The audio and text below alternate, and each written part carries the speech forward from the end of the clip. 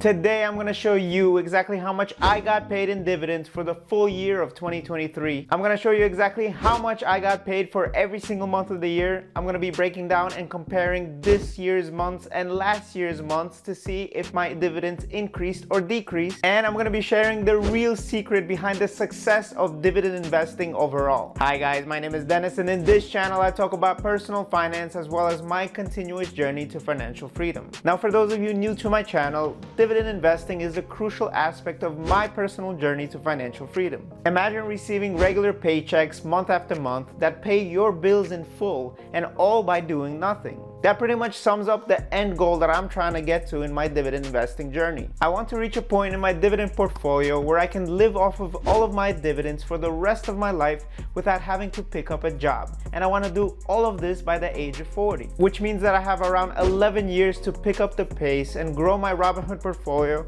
as well as grow this channel at a much faster rate than before. So if you're new to my channel, welcome. So before we dive into my portfolio, I just wanted to quickly explain what dividends are in the first place, in case some of you might not know. Dividends are a portion of a company's profits that get distributed to their shareholders. Most of the dividend companies do this as an incentive for you to hold on to their shares for the long term. Now, I personally choose to diversify my portfolio between several different things: ETFs, dividend paying stocks, and even some dividend aristocrats. The goal here is to create a well-rounded portfolio that not only generates income in the form of dividends, but also stands the fluctuations of the market. That's why for my specific type of investment, I chose something called DGI, which means dividend growth investing. DGI is the habit of buying blue chip dividend paying stocks over a long period of time. Now, normally with dividend growth investing, I don't just focus on companies that pay dividends. I try to also focus on companies that grow in the long term. When looking into which dividend company I want to invest into,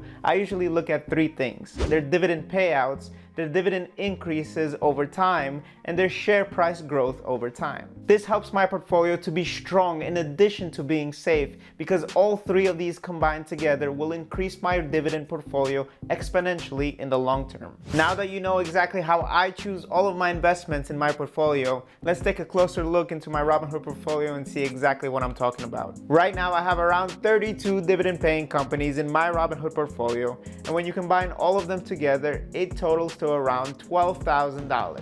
Now, most of the dividend companies that I own pay out their dividends quarterly, which means that they pay out their dividends in the months of March, June, September, and December. But I also have some monthly paying stocks and ETFs that you're going to be seeing pop up over and over again when I'm going to be breaking down my dividends. Now, at the end of each month, Robinhood sends me a statement breaking down all of my activity for the whole month.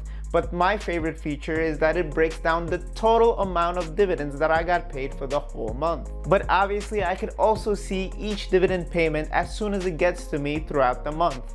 But I'm gonna have to add all of that together to know the total, and ain't nobody got time for that. So in the beginning of 2021, I started tracking all of my dividend income in a separate spreadsheet that I made. I did this so that I know exactly how much money I'm receiving every single month and compare it year over year and month over month. After seeing the total amount of dividends that I earn monthly in those statements, I take that number and I plug it into my spreadsheet so that I know exactly what changed month over month. I also use this spreadsheet to compare my end of the year total with the previous year's total of the amount of dividends that I made. Now, as you can see here, I got paid a total of $15.80 for the month of January, which increased by $3 when comparing it to last year's January. I got paid a total of 12 dividends, which include companies like National Grid, Realty Income, WP Carry, and ETFs like SPHD and PEY. This was a great start for the year of 2023, and I'm actually about to receive my statement for this January, which I'm gonna have a January dividend income report video coming out shortly. Now, the next month is February, and I got paid a total of $19.57, which is also around $3 higher than the previous year's February. I got paid a total of 9 dividends from companies like AT&T, Stag Industrial, Realty Income, Apple, and ETFs like PEY and SPHD. Then we have the month of March, which is the first quarterly month of the year, also where my birthday is. And this is where I start seeing most of my blue chip dividend companies coming out of the woodworks to pitch in. And you can clearly see the difference because I got paid by 25 different companies like Ford, Pfizer, Johnson & Johnson, 3M, Realty Income, Duke Energy, and ETFs like VOO, VTI,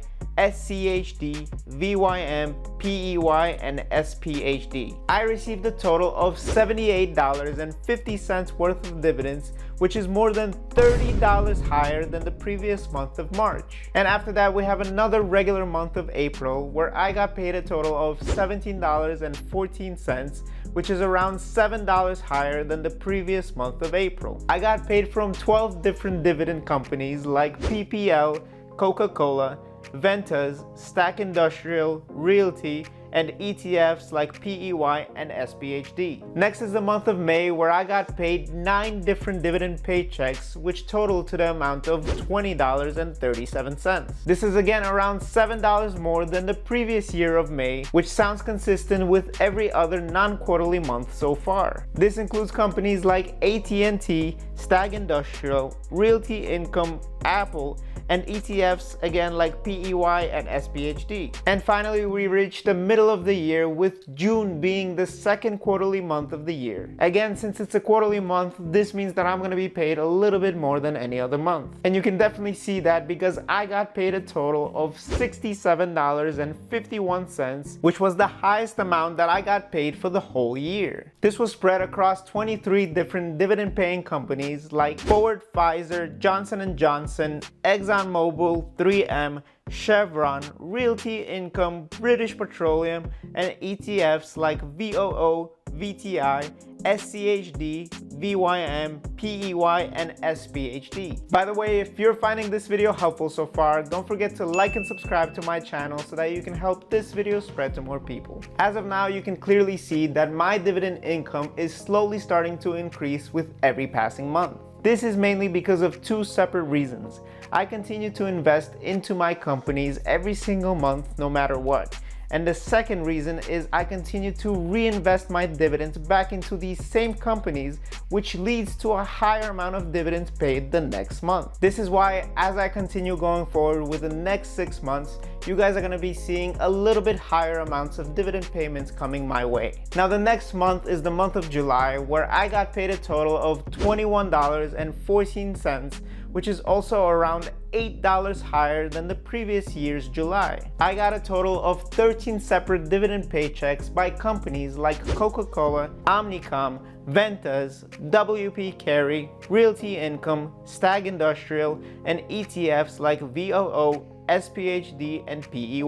Following that is the month of August, where I got paid a total of $30.55, which is around $9 higher than the previous year's August. I got a total of 13 separate dividend paychecks by companies like AT&T, National Grid, Stag Industrial, Realty Income, Apple, and ETFs like PEY and SPHD. Now, reaching the third quarterly month of the year, we have the month of September. I received a total of $53.23 from 22 different companies like Ford, Pfizer, Johnson & Johnson, ExxonMobil, 3M, Chevron, Realty Income, British Petroleum, and different ETFs like VTI, SCHD, VYM, PEY, and SPHD. But here comes the unfortunate part, because this was the first month that I actually saw a decrease in my dividend earnings when comparing it to last year's September. Now, I'm not worried about this dividend drop because I know exactly what happened that led to that. In the previous month of August, I sold one of the largest holdings in my Robinhood portfolio, which paid me a total of $22 each quarterly month. This means that technically I should have been seeing a $22 drop this month instead of just a $7 drop. Now, I go into more details about this drop in my September dividend income report that you can check out right here. Now, the following month after that, we have the month of October, which I received a total of 13 different dividend paychecks in the total amount of $24.83. This makes it $10 higher than the previous year's October, which is consistent with my portfolio's growing so far. This includes companies like Coca-Cola, Omnicom, Ventas, WP Carey, Realty Income, Stag Industrials, and ETFs like VOO, SPHD, and PEY.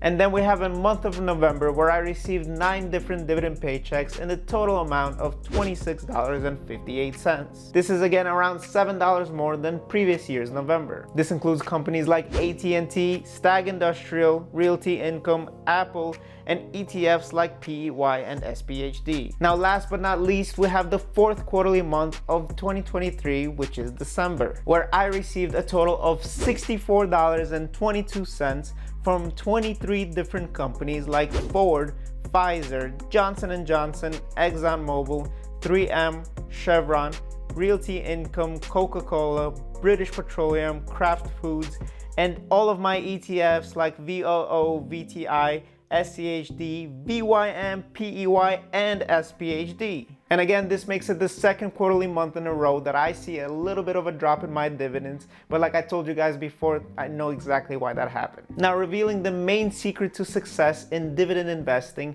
we only have one word: reinvesting. Instead of cashing out my dividend earnings, I choose to reinvest them back into these same companies that paid me them with a feature in Robinhood called DRIP. DRIP pretty much automatically takes that dividend and reinvests it back into that same company without me having to do it for every single company. Now, reinvesting my dividends creates a compounding effect over the long term where my money starts working harder for me every single month. It's a strategy that not only boosts the total amount in my Robinhood portfolio every single month, but it also accelerates my passive income journey. Now, becoming a dividend investor seems like a very daunting task with so many things to know and consider. But investing doesn't have to be so complicated, and you can invest with as little as $100 a month. That's exactly why I made this video right over here, where I talk about how simple it could be to invest with $100 a month.